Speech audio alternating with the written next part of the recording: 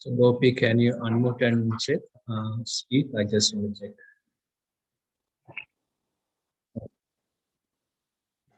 Fine. Thanks.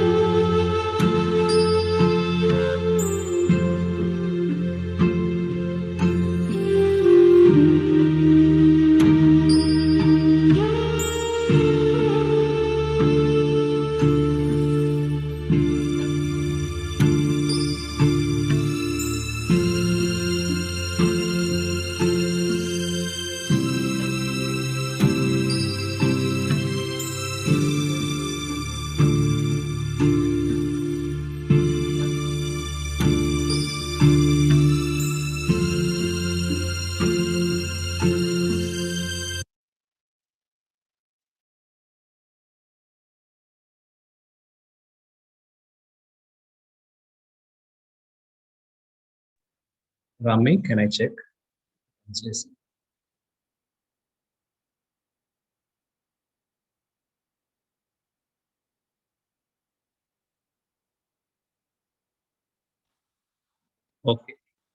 Okay, okay, it's fine.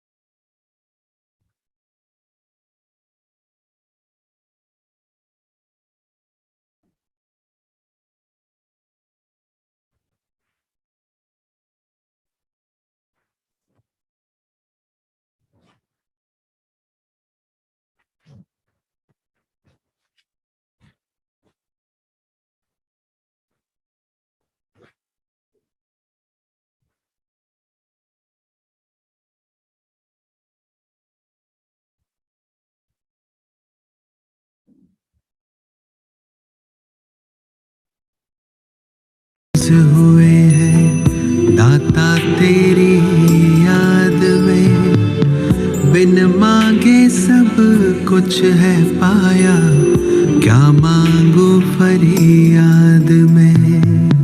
हम तो सदा महफूज हुए हैं दाता तेरी याद में।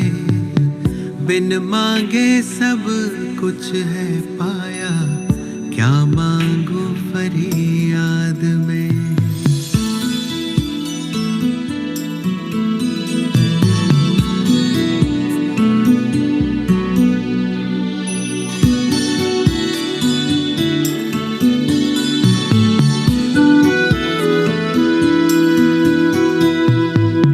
तू ही समझता दिल को हमारे, करता मेरी हिफाजत है। तुझ पर ही तो हक है सारे, तू ही मेरी ताकत है। तू ही समझता दिल को हमारे, करता मेरी हिफाजत है। तुझ पर ही तो हक है सारे, तू ही मेरी ताकत है। तू ही सबसे पहले दिल में, बाकी सब है बाद में। हम तो सदा महफूज हुए हैं भगवन तेरी याद में। तू ही सबसे पहले दिल में, बाकी सब है बाद में। हम तो सदा महफूज हुए हैं भगवन तेरी याद में।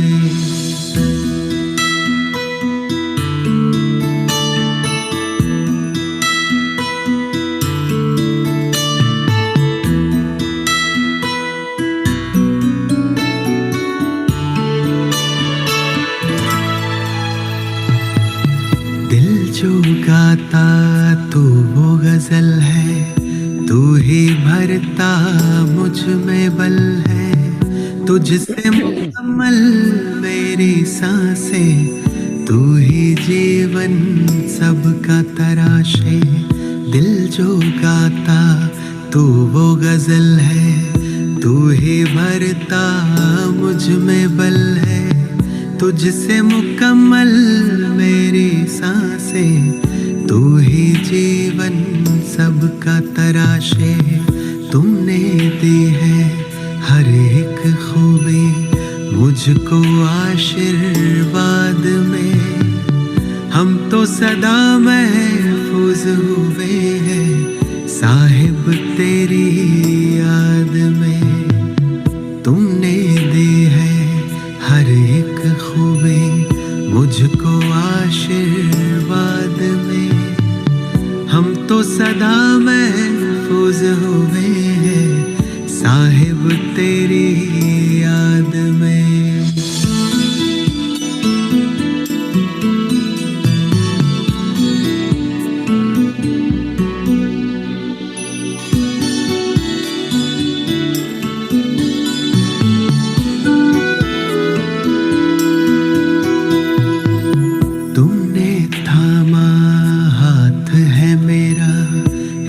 बदलते दौर में तू ही मेरे मन का सुकून है, दुनिया के इस शोर में। तुमने थामा हाथ है मेरा इस बदलते दौर में। तू ही मेरे मन का सुकून है, दुनिया के इस शोर में।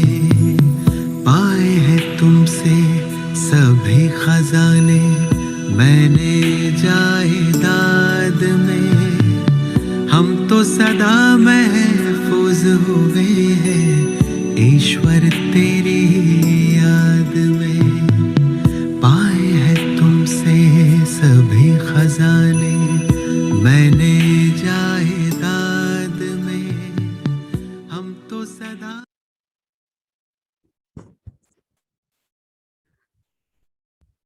Om Shanti.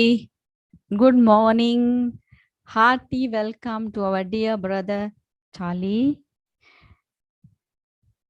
Our first online retreat. So once again, very warm welcome. And Charlie Bhai, our special thank you for providing the Zoom with translation facility, which made the impossible possible today. Even though Charlie Bhai is very familiar to many of you, but just a brief introduction about him. Charlie Bhai is the national coordinator of the Brahma Kumaris in Australia, and he came to Baba in 1975 in London, but then he returned to Australia in 1977 and opened a center in Melbourne, Australia. Now he travels to the 40 centers in Australia and also the centers around the world. He visited more than 80 countries as a senior teacher. Today, it's our great fortune and pleasure that he is going to speak to us on the topic of renunciation. Once again, a warm welcome to our dear brother. So thank you so much, Sister Leka. It's lovely to see you and lovely to meet the whole family of Sri Lanka through Zoom. It's the wonders of these times that we can meet each other in this way. And the family of Australia sends lots and lots of love and good wishes to all of you. As you know, there's quite a large family from Sri Lanka here, and they all send their love, and especially to Brother Uma, who is now back in Sri Lanka once more. You know, the first thing I love to mention when I take Zooms these days is just to ask everyone, how are you managing? Our world is changing so fast. And I think all of the teaching we've had, whether we're 40 years, 4 years, or 4 months in Gyan, is preparing us for these times, is preparing us to face the upheaval in the world, in the country, in everything around me. And so Baba's children, no matter what, need to remain light.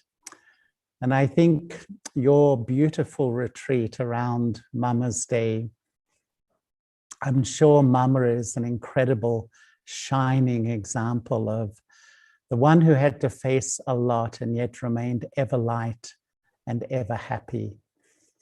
And what I would like to do this morning, it's this afternoon in Australia, but this morning for you, is share some of my thoughts. And if you would like to ask some questions at the end, you'll be most welcome. I don't know whether you will do them through Sister Leka, put them in a chat box, or whether you'll just ask directly. But if you would like, you'll be most welcome. You know, I think this time of year is a very special time. In June, we observe the incredible example of Mama.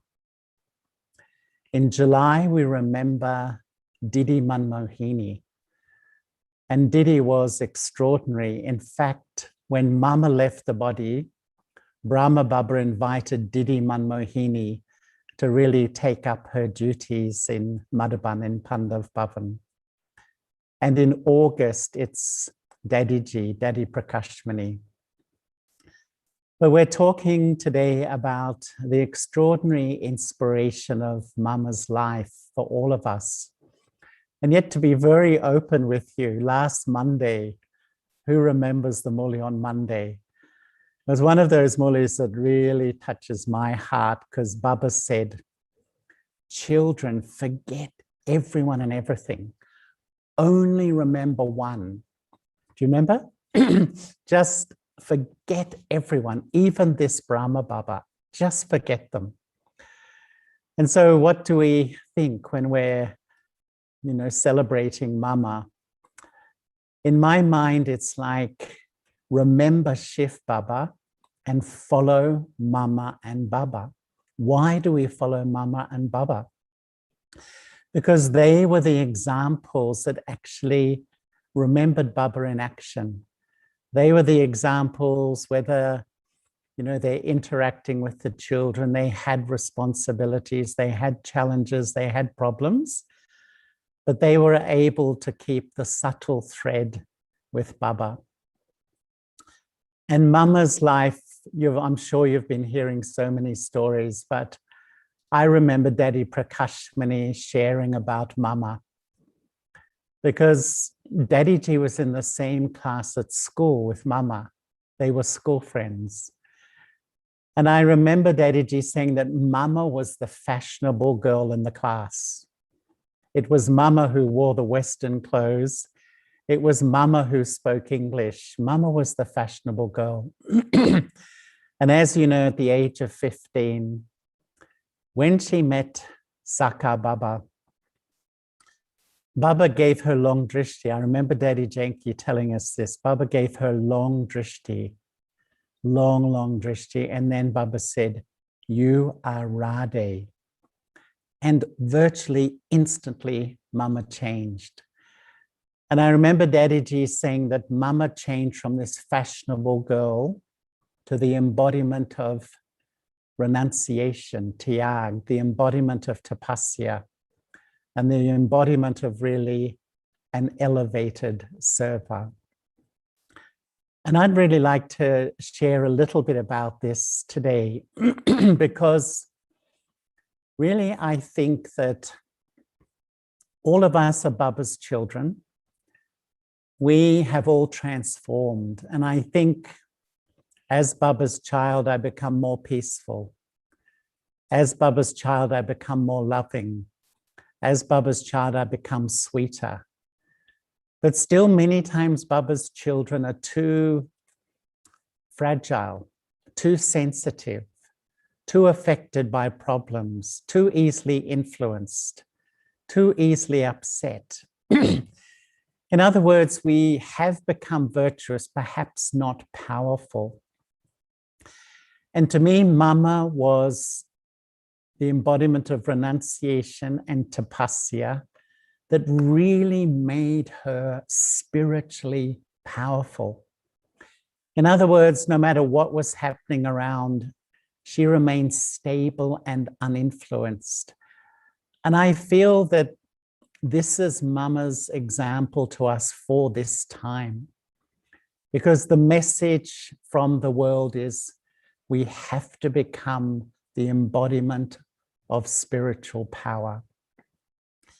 And I remember a story that I heard when I went to Amritsar. And in Amritsar is where the Golden Temple is of the Sikh religion. And Punjab was one of the first places of service in the 50s. And many Kumaris emerged at that time.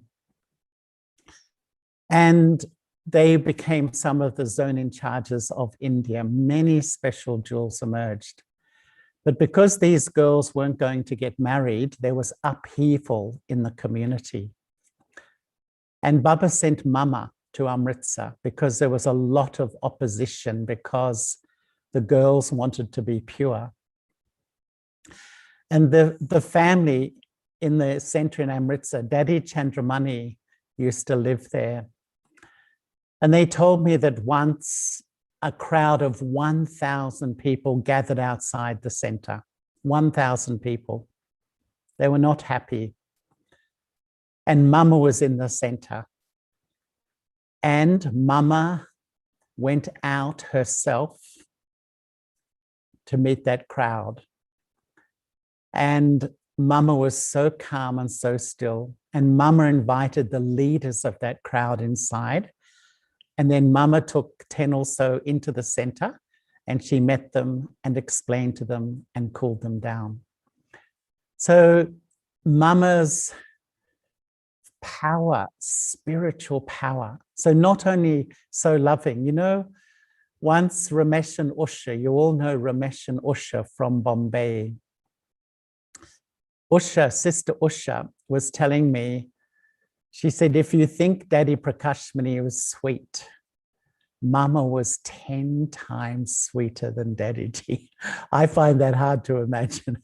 If you've met Daddy Ji, and many of you met Daddy Ji in your spiritual life, Daddy Ji was the embodiment of love, the embodiment of sweetness, the embodiment of humility. And yet Mama had that power of purity. She really became the embodiment of spiritual power. And the first step to spiritual power that Mama had was the power of renunciation and surrender. And these are two huge powers in Brahman life.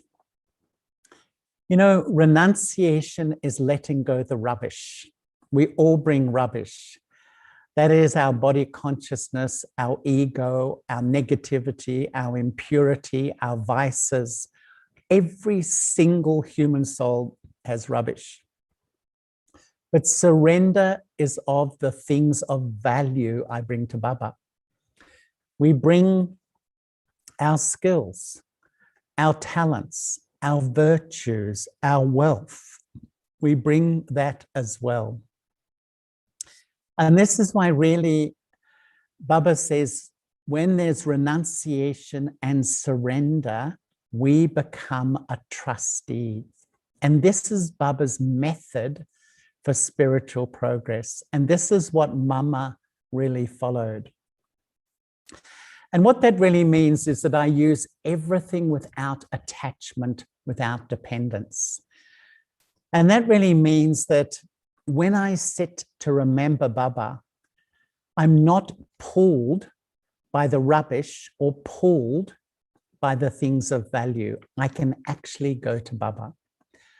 I think so many of us, when we have this pure intent to remember Baba, but sometimes my negativity pulls me, or sometimes the pull of the things of value that I brought to Baba. And so it's an indication that perhaps I haven't had that deep renunciation that Baba really talks about.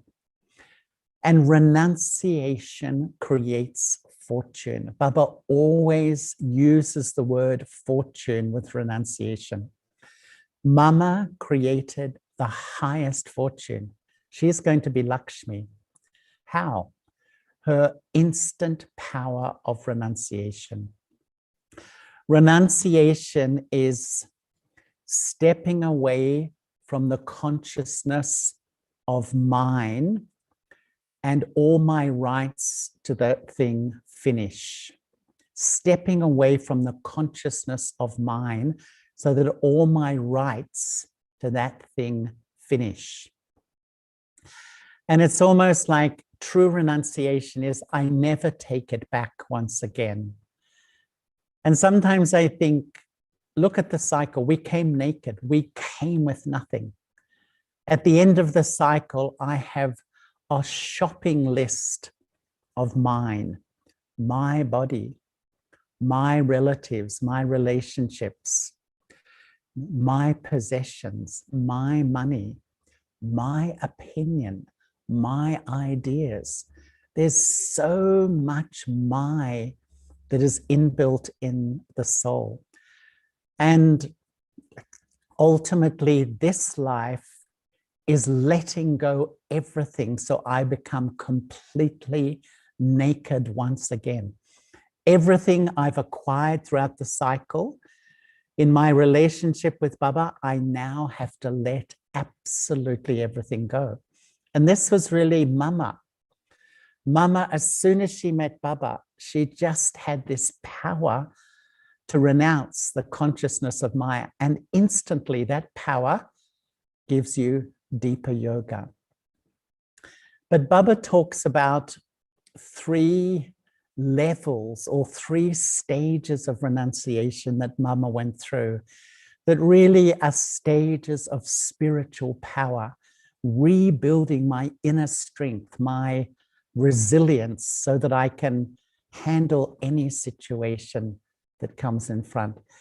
And as we know, the first renunciation is the renunciation of the consciousness of the body. And all of us, I think, have read the renunciation maulis. And in those, Baba says that just as a sannyasi, a true sannyasi, leaves their home, they will never return.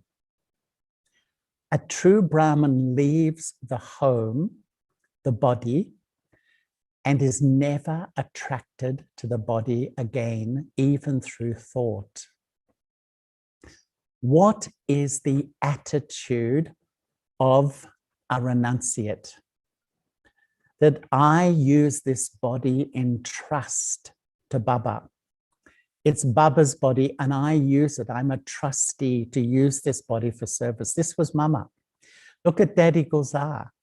She absolutely surrendered her body for Bap Dada to use it. Mama wasn't the instrument of Bap Dada, but absolutely went to the depth of renunciation of the consciousness of the body.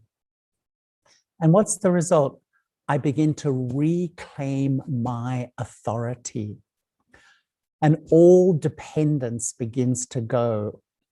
So I begin to move from a slave to a master.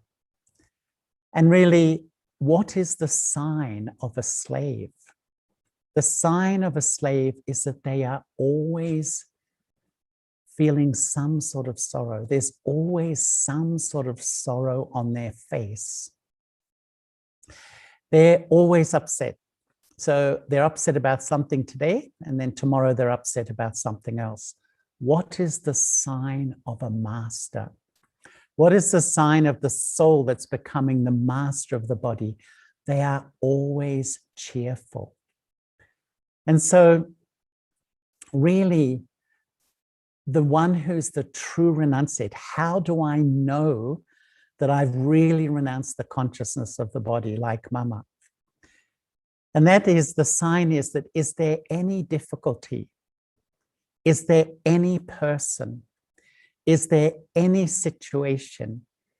Is there any possession or material thing that takes me down from my self-respect? And so this is the indicator that Mama is sort of an example, that the renunciation of the body is really the sign. If I'm still experiencing sorrow, it's a sign that I haven't had that depth of real renunciation of the consciousness of my body. The second step that Baba talks about, but Mama was also the complete example, is the renunciation of the sense organs. And I love the way Baba expresses this. What does he say? When a mouse comes, a cat comes. When the cat comes, the dog chases the cat away. And when the dog comes, a lion chases the dog away. You know that story that Baba sometimes tells. What does he mean? Sometimes I, the soul, am deceived by the mouse, the eyes. And then that goes, and then I'm deceived by the cat, the ears. And then that goes, maybe I'm deceived by the lion, the sanskaras. And this is something incredibly deep, actually, and something I've really been focusing on recently. Have I become the master of my sense organs? I, the soul, the ruler who sit? How? How do I know? If I see a bad behavior of somebody, if somebody is rude or their behavior is not good, and I let it through my eyes and I start to think about it, a sign that I don't have control over my eyes. A true yogi becomes like a detached observer. So if I see bad behavior, if I see injustice, I let it in and it drives my thinking. It's like my sense organs are controlling my mind. If I hear a criticism, if someone criticizes me or complains, and I let it in my ear and I drive my thinking. I start to think about it, dwell on it.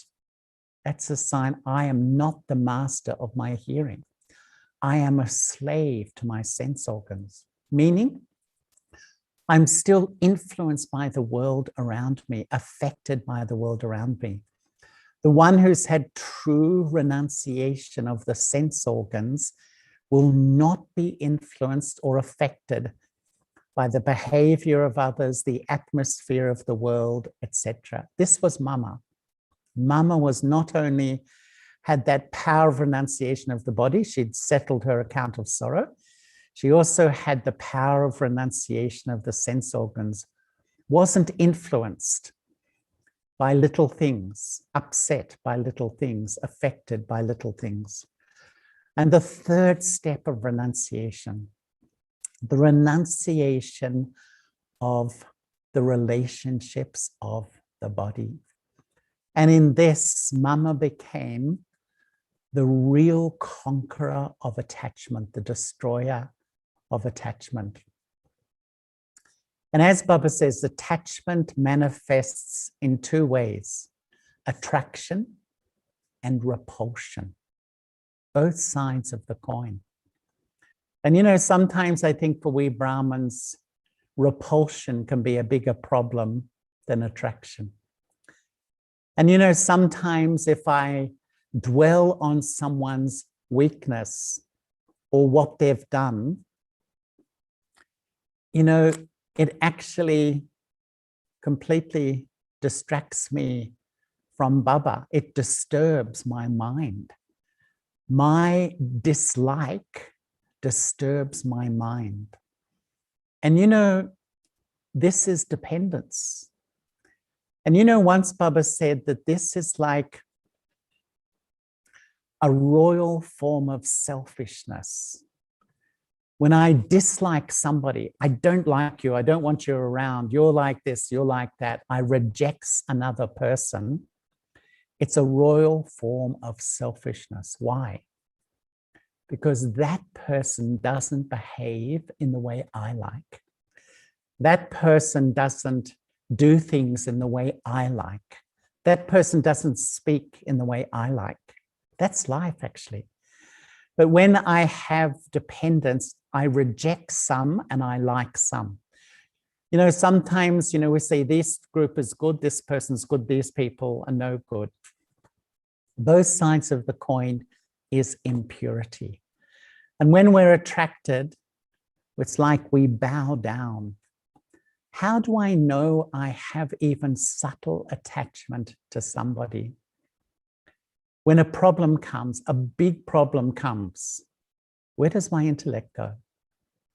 Does it go to a Brahmin or does it go to Baba?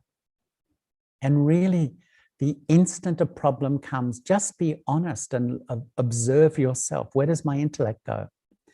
Because really, this life is this incredible journey of letting go everything I've said is mine from the beginning of the Copper Age. So I let go the consciousness of my body.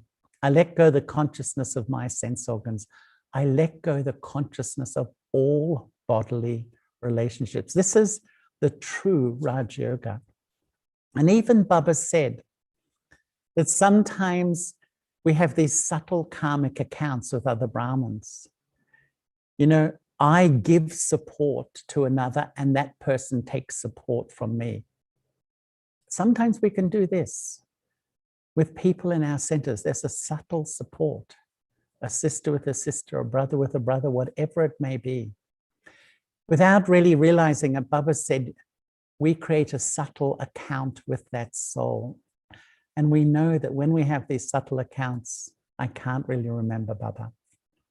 And so Mama became this incredible example of this deep renunciation to really fill herself with spiritual power.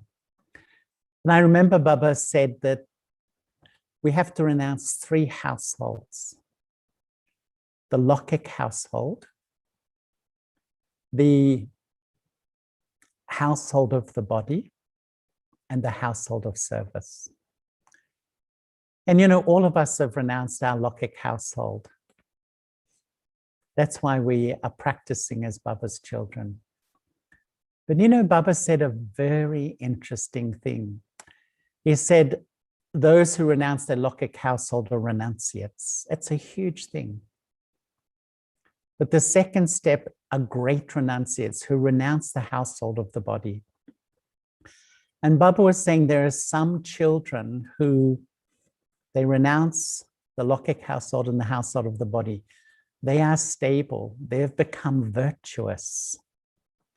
But they've let go the iron chains, but they still have the golden chains. What are the golden chains? That I'm such, you know, I'm a good teacher. I'm a good yogi. I'm a Gyani soul. You know, so actually I am a renunciate. And yet I haven't renounced the fruit of service, the fruit of people's praise and attention and respect. And Baba said the greatest renunciates are the ones who even renounce praise, respect, honor, everything. Their life is Baba, Baba, Baba. This was Mama. It was Mama who always said, it's Baba who makes me move at every moment.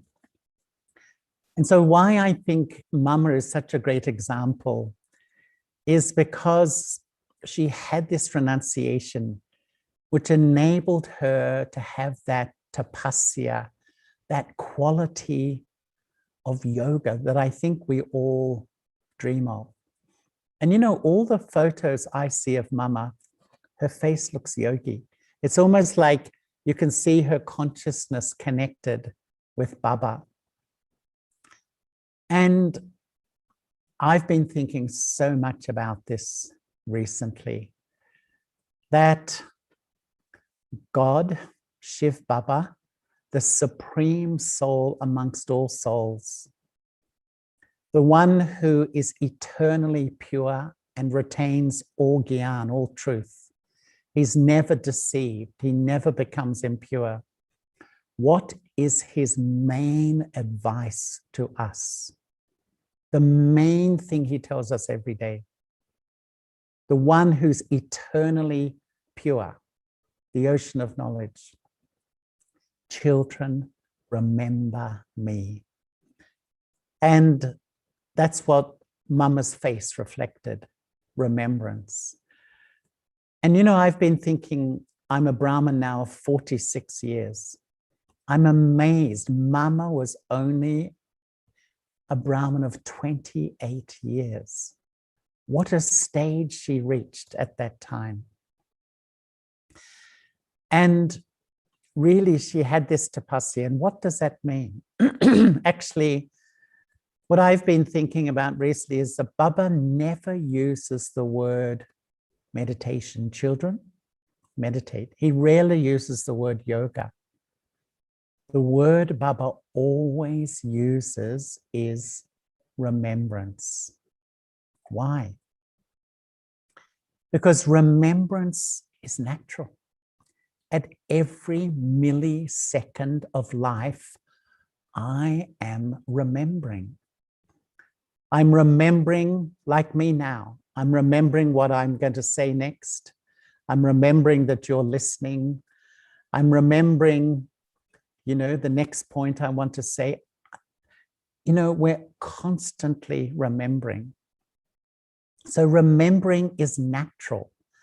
And so all Baba is saying, children, use what is natural to have tapasya. So once I've had renunciation, I can then have tapasya, meaning linking with Baba, remembering Baba.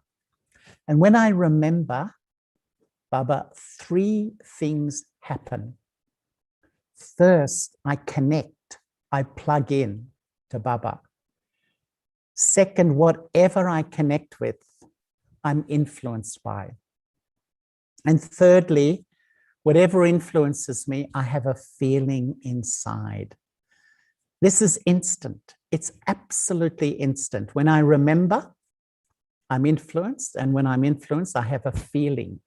It's like I download a feeling inside of me. And so if I remember a family member, one of your Lokik family or even the Alokik family, you're close to them. You have a loving relationship.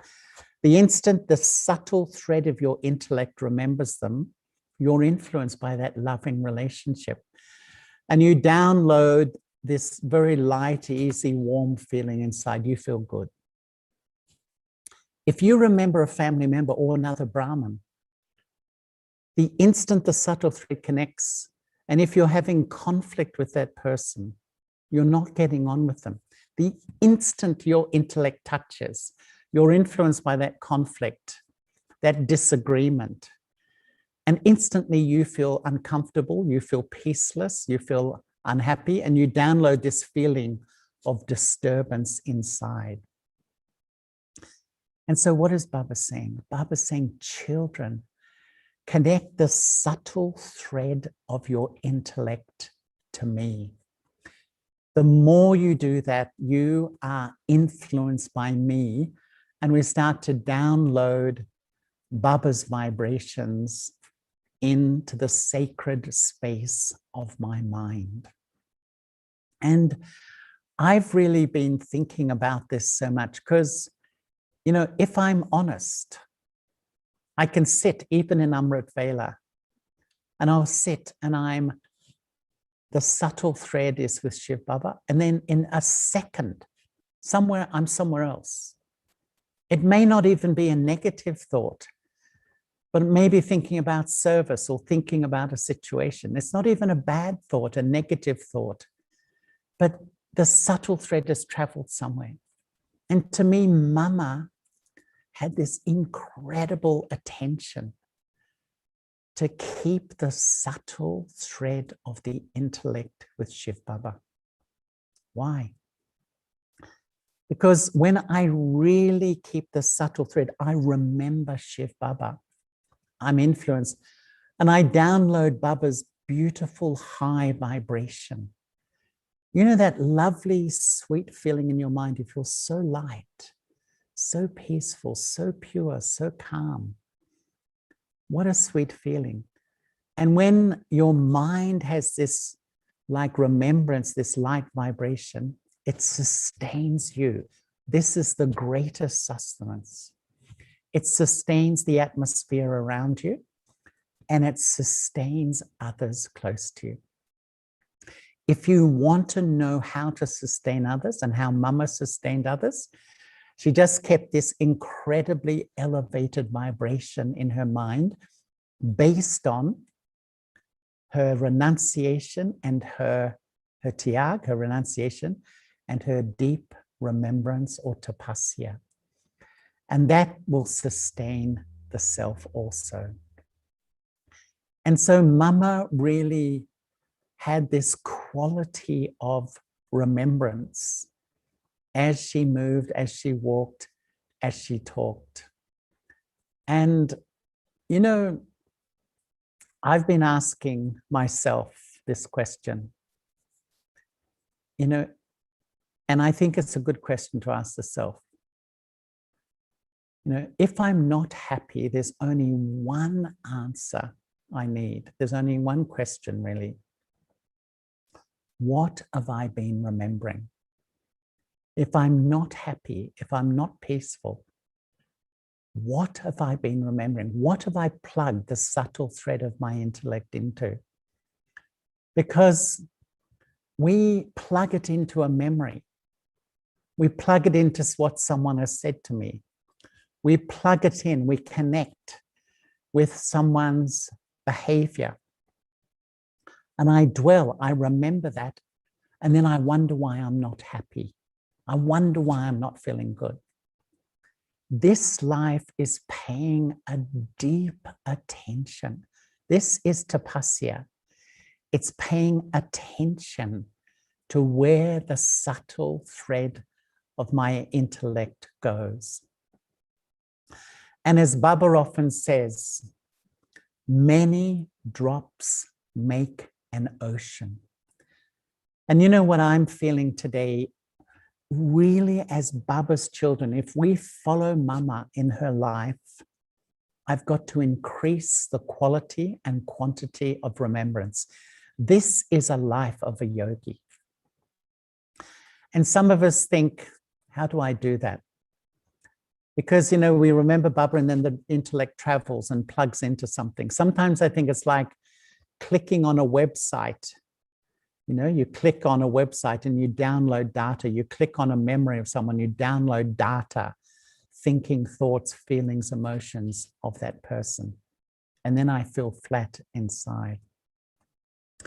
So many drops make an ocean. And what that really means is that if I train myself, and this is what Mama did, that when I have to do something, give a talk or meet somebody or do something, I have to concentrate, you have to concentrate.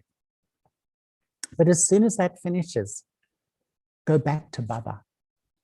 Make remembrance a habit. That's what Mama did. And these drops make an ocean. And I remember Baba meeting someone and saying that when you finish a meeting and you walk down the passage, remember Baba. When you go for a drink of water, remember Baba. You know, when you do these little things, if I keep going back to Baba, the drops make an ocean. And really, I become a tapaswi. So first, I have that renunciation. And that renunciation enables me to have this constant connection with Baba. And you know, my observation of me is that when we meet somebody, when I meet somebody, sometimes when they go, you tend to analyze what they said or what happened. And so rather than going back to Baba, we begin to analyze me or the person or a situation or process. And so we come to the end of the day and there hasn't been that much remembrance. To me, this is the effort we need to make at this moment, is to build the drops of remembrance, the 10 seconds here, the 5 minutes there. And you know what I've been doing? Rather than getting to the end of the day and checking your chart and saying, how much did I remember, Baba? And if we really look at it, it's certainly not 8 hours and it's not that much at all.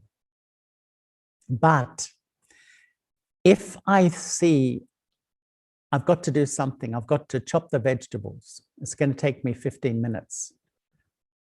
Really challenge yourself. Let me keep my intellect with Baba. And the next thing I've got to meet someone for 5 minutes. Let me see how much I remember Baba. The next half an hour, I may be cleaning something. How much do I remember Baba? So these drops make an ocean. Mama built the power of yoga through these drops. She was very busy. She was always teaching. And so she had that renunciation power. She had that tapasya, this constant and deeper connection with Baba. And the result, service. Baba, you know that 3 things, tyag, tapasya, seva. Meaning that just who I am serves. You know, when the soul is in that light state, your drishti, your face, your vibrations, your everything serves. This was Mama. Her whole image, people said Mama would enter a room and the whole vibration would change. She was so light. And it was like her face, her vibrations. And she always was so sweet with everybody. She taught in that really incredibly humble and sweet way. And so if I want to follow Mama, I need to really see how much renunciation have I had. Have I really let go the consciousness of mine? The more I do, I'm taking big steps towards spiritual power. And when I renounce the rubbish, the intellect isn't pulled so much, I can remember Baba more. So I can have that tapasya. As I go around, my intellect is with Baba and not with the past, not with people, not with situations, not with what this one said, not with one. I'm not having yoga or connection with that. And therefore, I'm influenced by all these limited things. No, influenced by one. And then who I am becomes the embodiment of service. My face, my eyes, my vibrations, my words really uplift. This is really the life of a yogi. And this is the example that Mama gave us. And this is really becoming the embodiment of spiritual power. Because Mama's message to us now is, children, become powerful. You know, the second time I went to Madhaban, I was in London and I met Daddy Janki. And she said, okay, you've become a bit sweeter and a bit more loving. Now become powerful.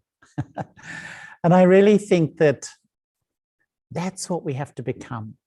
We can't still be children saying, oh, so-and-so upset me. Oh, I don't like what so-and-so is doing. This is not right. That's not right. That's what little children do. Babies are like that. A yogi is a powerful soul.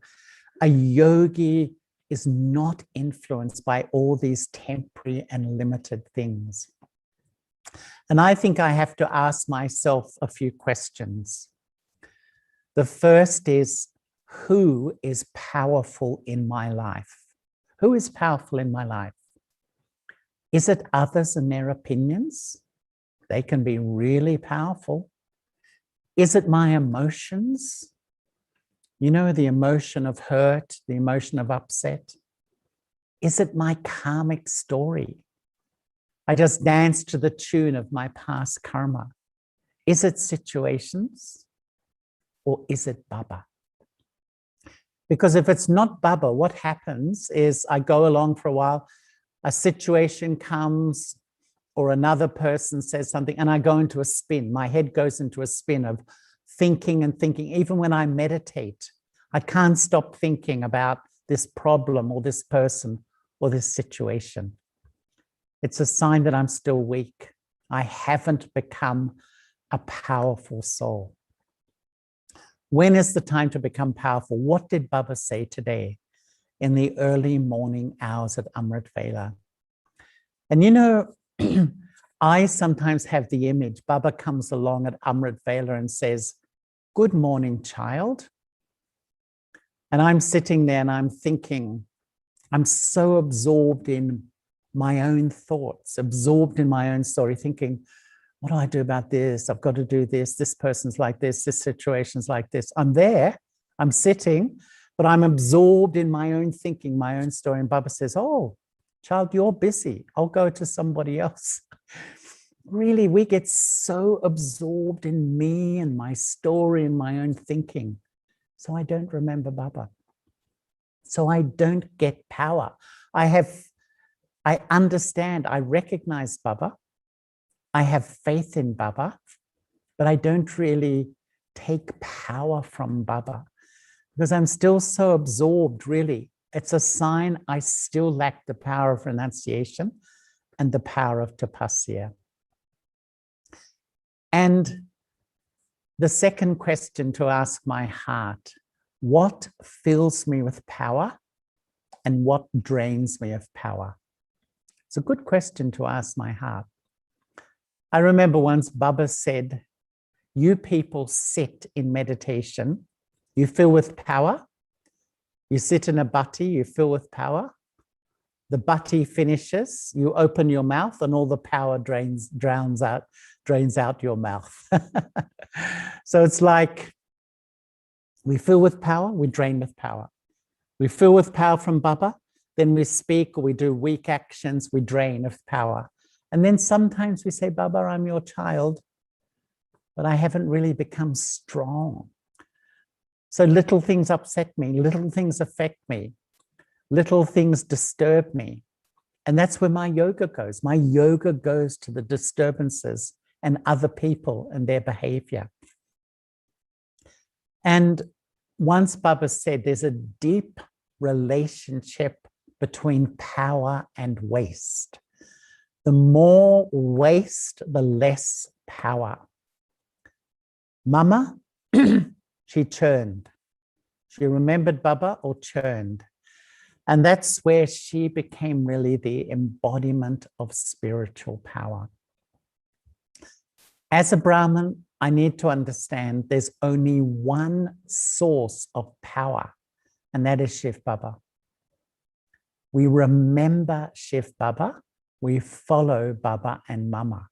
They're the example of the ones who had that renunciation, they had the tapasya, and their life became the embodiment of service. And therefore, they really became powerful. And so I feel the way I really feel these days, we need power. And the way to really celebrate Mama's Day and this retreat you're having is to really ask my heart, okay, I am Baba's child. I love Baba. I have faith in Baba. I've become this, I've become that, but have I become powerful? Have I become strong? When a problem comes, do I shake? Do I forget Gyan? Do I forget Baba and feel disturbed? Or do I remain powerful? Because we cannot rely on this world now. Everything in the world is changing outside. And anything, the law of life says, anything I'm dependent on externally is going to shake. And therefore my stage will shake. And so how much have I really become the embodiment of spiritual power? And this is really the, the wonder of Mama. And, that when Mama was leaving the body, she just showed how powerful she'd become. Because once I remember Ramesh Bhai telling us, because when Mama went to Bombay, he would stay with Ramesh, she would stay with Ramesh and Usha. And once Ramesh went to meet the doctor, Mama's doctor, and the doctor told Ramesh that Mama had terminal cancer. She wasn't going to survive. So Ramesh Bhai rang Baba in Mount Abu. This is, I remember he told us this. And Baba said, you have to tell her. And Ramesh said, how can I tell? She's Mama, she's Mateshwari. I can't tell her, because he was relatively new. And Baba said, you have to tell her. And he kept saying, no, Baba, I can't. But Brahma Baba kept saying, no, you have to tell her. So in the end, Ramesh thought, well, Brahma Baba's telling me, Bapdad is telling me I have to do it. So he said to Mama, Mama, the doctor said that the cancer is terminal, you're not going to survive. Mama's first words, what did Baba say? She didn't say why or how long have I got, anything like, no. What did Baba say? And we all know the story that she went back to Mount Abu. On the day of her passing, she gave Toli to everyone and left the body on this day 56 years ago. And so really, these souls become extraordinary examples of us to become powerful, to become courageous, to really break our body consciousness. It's not just enough to love Baba and have faith in Baba, but really break our body consciousness and become spiritually powerful. And so that's really, I love to think of Mama's renunciation, Mama's tapasya, Mama's service, and how she really became the embodiment of power. So I am happy to answer some questions if there are any. Yeah. Yes, Charlie Bhai. There's one question. How to identify that I have any golden chain? It's, the golden chains are this little You know, it's like I let go the gross ego of my body. I sometimes let go the subtle ego of my roles, my responsibility. But the refined ego is little, you know, I give a talk, I give a class, people love it. And I think, oh, you know, deep down, I just think, yeah, my classes are good. Or people praise me. Yeah, people like me, people love me. So it's really that I'm still influenced by the sign of really the golden chains. I'm still influenced by praise and defamation. As much as I take on the praise, when someone says, oh, you're so good, you like this, you like that, I will also take on the defamation, the criticism, or the dislike. Because really, when it's still like I have, what is ego? Ego is an attachment to a false sense of self. So I'm still having an attachment. I identify with thinking I'm a good yogi, I'm a good Jnani soul, I'm a good Brahman, I'm a special Brahman. And even letting that go, so that really if I found Daddy Prakashmani and Daddy Janki in their final years, it's just Baba, Baba, Baba, Baba, Baba. It's all Baba. Because it's nothing about me. It's Baba who's really the one who's giving praise. And really only when I have that consciousness, I'm just an instrument, it's Baba doing everything, do I really conquer ego. And then I'm naturally detached from like, dislike, acceptance, rejection, praise, criticism, all this duality. My mood, stable. It's a high destination. It's a very high destination. Because I think sometimes we let go the gross ego, we let go the subtle ego, but this refined ego, this little bit of pride that I'm a good teacher, I'm a Jnani soul, I'm a virtuous soul, I have these special qualities. They're the golden chains. The other one is, it is interesting point that dislike someone is selfishness, but I dislike that person because they dislike me. It's quite difficult to like them. Please help me. Asking, please help me, because no one dislike Mama, no one dislike Charlie Bhai. But we are still.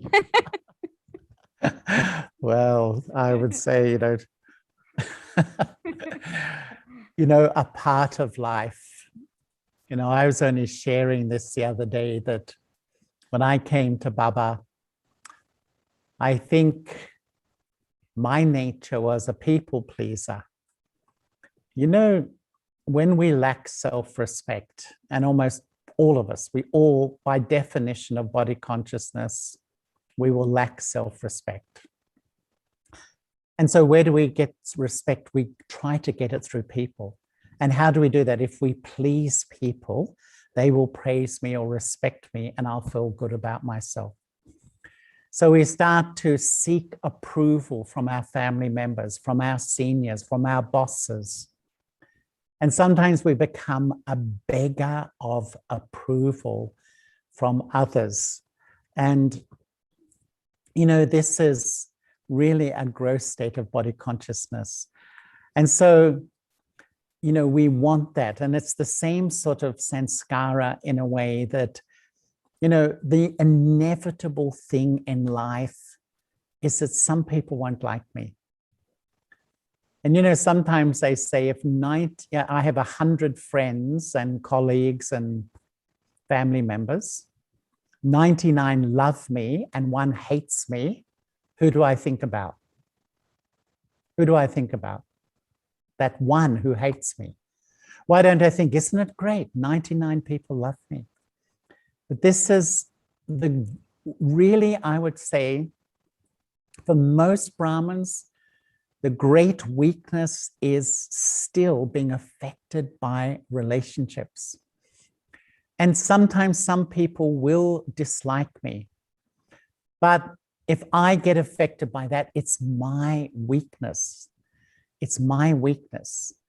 And it's body consciousness. If someone dislikes me and I dislike them back, what did Mama do? What do all the... Just become a detached observer. I will tell you a story. I met Baba once, Bap Dada. I met Baba, and I was only a few years in Guyana. I was running a center. And there was a bhavan nearby, and there were some problems in the bhavan. People weren't getting on. And people also weren't so happy with me. And when I sat in front of Baba in the history hall, Baba said to me, "Is everyone happy with you?" Baba asked me, and I didn't answer. And then Baba said, "Don't worry, some aren't even happy with Baba." So to make me feel good, Baba was saying, and then Baba went on to say, because this was the time of personal meetings, Baba said, some think, oh, Baba met them for 10 minutes and me for only 3 minutes. Or Baba gave them such a good blessing and Baba didn't give me such a good blessing. So Baba was trying to make me feel okay that, you know, a part of my ego, for me, I often feel only my ego accepts sorrow. If I'm taking sorrow from another human soul, no, I am still being body conscious. It's absolute body conscious, no matter how badly they behave, no matter if they dislike me, they reject me, they are rude to me. If I take sorrow, that is my weakness. I am still being body conscious. This is really, I think, I have to get to this place where I'm so with Baba that whether people praise me or criticize me, like me or dislike me, I'm beyond influence. This is what they call in English equanimity in praise and defamation. This is spiritual power. And this is really the renunciation of ego. When I have no ego, if they praise me or insult me, my stage is stable. Of course, it takes practice. Of course, it takes time. But this is what Baba wants, because I find the weakness of Brahmins, we are too sensitive to each other. We are still taking this subtle give and take of sorrow in a very subtle way. And then I keep blaming the other. Blame is the ultimate ignorance. When I blame, I've stepped out of truth. I'm under the influence of falsehood. Yeah. So really, we shouldn't dislike others if they dislike us. Because when I have thoughts of dislike, can I remember Baba? No. This is the level Baba wants us to reach. This is being detached and loving. Who is the most loving? It's Baba. Who is the most detached? It's Baba. Baba is completely detached. Mama, completely detached and yet completely loving. This is the sign of a very elevated soul. There's one more. Can I ask? You can. Yes, please do. Mama wake up at 2 a.m. 2:30 a.m. I was trying to get up at 2 a.m. Sometimes I do that, which makes me very happy and keeps my stage powerful. But I can't continue always. Is there any reason for this? And what is the remedy, please? You know, we have to have common sense, because sometimes if I can get up at 2 a.m. and fulfill all my duties throughout the day and not get tired, it's fine, it's good. But if I have duties and responsibilities, then this life is a life of balance. Then if I get up a bit late at 3 or even 4, as Baba said this morning, and never feel bad, because, you know, I remember if we get too tired, I remember Sister Genti saying, the main doorway for Maya is tiredness. When your intellect is tired, you have less resistance to negative thinking, critical thinking, etc. So it's great to get up at 2 a.m. But if I get tired during the day and I don't do my duties, well, that's not also good. I have to find a balance where I can get up early, have good meditation, but fulfill all my responsibilities and duties as well throughout the day. To be frank, some Brahmins get up at 2 a.m., but the quality of yoga is not good. I feel it's better to have 1 hour good quality yoga than 3 hours of the mind wandering here and there, feeling a bit sleepy. It's a devotee consciousness. Because I get up at 2, I think I'm a good yogi. That's not being a good yogi. A good yogi remembers Baba. So if I get up at 2 and I'm wandering here and there, falling asleep, you know, that's in a sense a devotee sanskara. I'm present in the temple, but I'm not really remembering God. But if I get up at even 4 o'clock and I'm absorbed in Baba, I'm really feeling loved by Baba, I'm connected, I'm inspired, I'm churning, then it's more about the quality than the quantity. So what I've learned in this life is common sense. We have to be sensible. And Baba said this morning, just have 4 hours sleep. Now, some people can do that. It's, you know, if you're blessed that you have the capacity for that, it's good. But if you're pushing yourself and getting tired, it's not good. So we work towards it. So you need enough sleep to sustain yourself, but not too much sleep. Because then some people go the other way and sleep far too much. Daddy Prakash Mani used to say, no one needs more than 6 hours a day. That was her belief. No one needs more than 6 hours a day, whether at night in the day or all at night or whatever. Thank you, Charlie Bhai. I think Charlie Bhai has given us a lot of homework to do. And there is one more question. Do you have time? Yes, it's fine. Okay. At Amritwala, after I became Amritwala, what is your first thought on Baba? After I think wake up for Amritwala, what is your first thought to Baba? When I sit in Amrit Vela? Yeah. First thought. You know, to me, the essence of this life is to fall in love with Baba. There's nothing more natural than falling in love. It's in all of us. We don't have to be taught. When I fall in love with Shiv Baba, I naturally fall in love with Shiv Baba. I will naturally remember Baba. And when I naturally remember Baba, I will naturally transform. And when I naturally transform, I will naturally serve just by who I am. Where does it begin? Love. To me, at Amrit Vela, I like to become not even a little child, like a little baby in front of my father and mother, and allow yourself to be completely loved. Just that love, there is no purer love in eternity. The highest love of the whole cycle is available now. So my first thought is to sit and feel loved. And I find when I'm loved, I just feel so still, so silent inside. And then you're absolutely receptive to touchings from Baba. And if I can't feel that love, for some reason, I'm sitting in front of Baba as a little child, then this is what is knowledge. Knowledge is to see where am I blocking that love.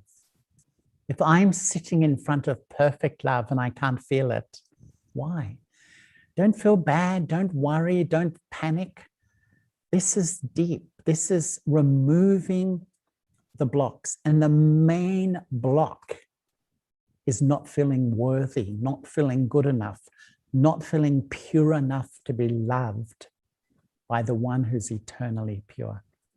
We've got to remove this sense of unworthiness, this lack of self-respect, this sense of inferiority. This is at the heart of our bhakti sanskaras. And the more I remove that, the love comes in. I feel completely loved. You feel so strong. Your self-respect goes up. You feel powerful when you feel loved.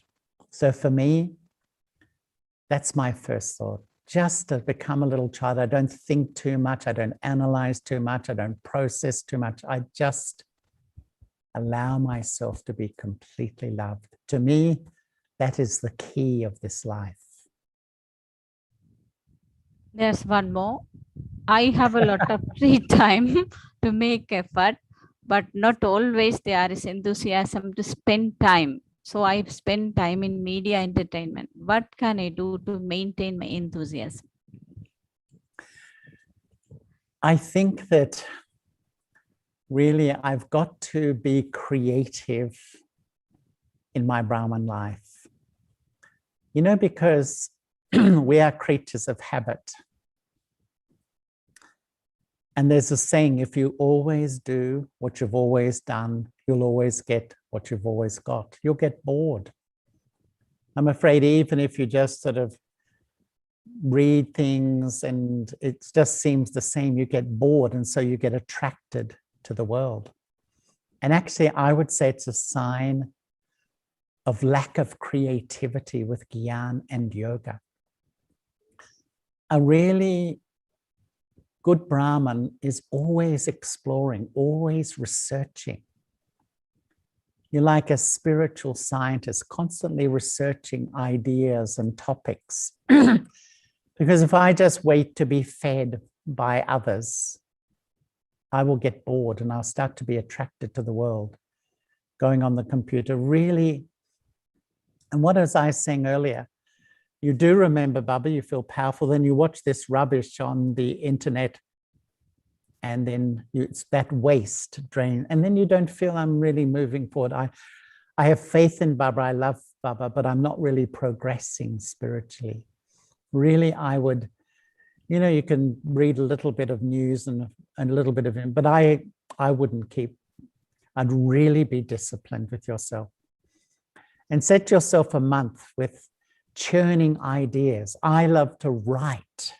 I take an idea and I write. That really stimulates, and I feel automatically closer to Baba, and I can remember Baba more easily. Look at Mama's example.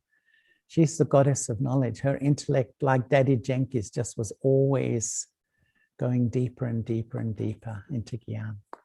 So really, as an act of love for yourself, just have a little ways of self-discipline, little things to do, to churn, to write, to read, and don't go on and watch just wasteful stuff on the internet. Thank you so much. I think It's there's my pleasure. questions will be coming more, but we will stop here because the time is over. And we have meditation, and please wait for an announcements later. And if I can see many faces, but if many of you can turn on your cameras, I'd love to see. Please on your videos so that you can get the possible. darshan.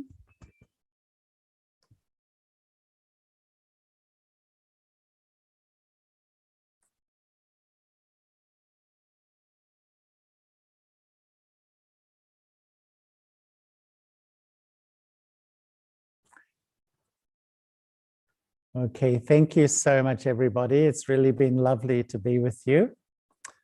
And so we'll just have a few minutes of meditation and we'll say farewell.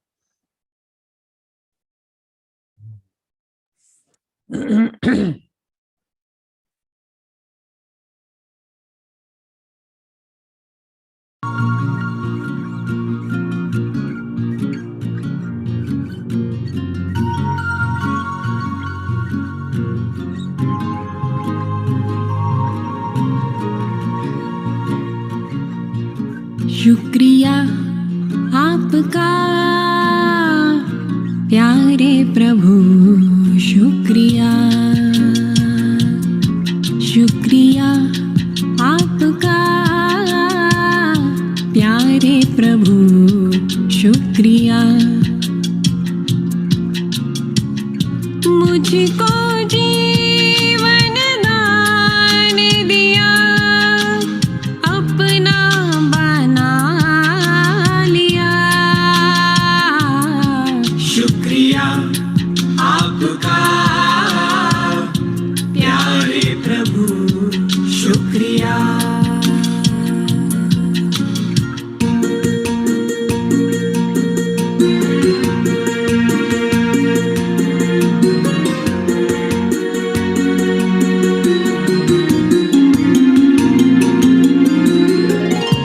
भूल गए थे आपको कई जन्मों की उलझन में, ढूंढते थे आपको, पुकारते थे कण कण में। पिंजरे के पंछी को गगन में उड़ा दिया। शुक्रिया आपका प्यारे प्रभु शुक्रिया।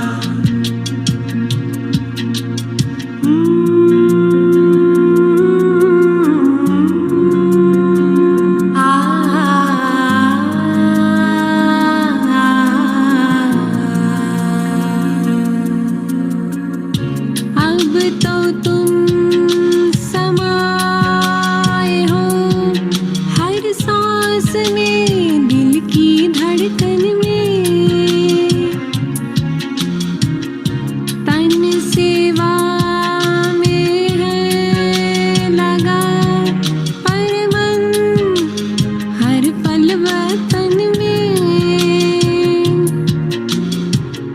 आपकी मुरली ने प्रभु जादू चला दिया। शुक्रिया आपका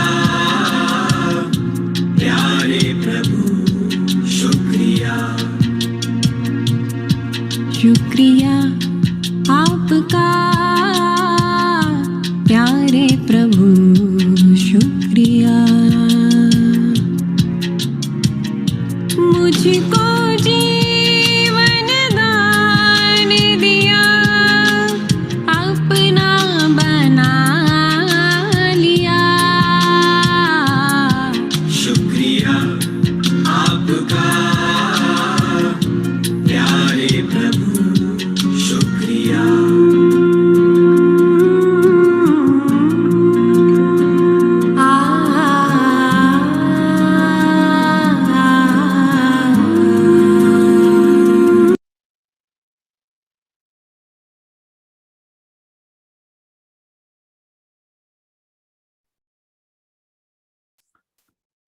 Thank you. Om Shanti. Thank you, everyone. Bye-bye.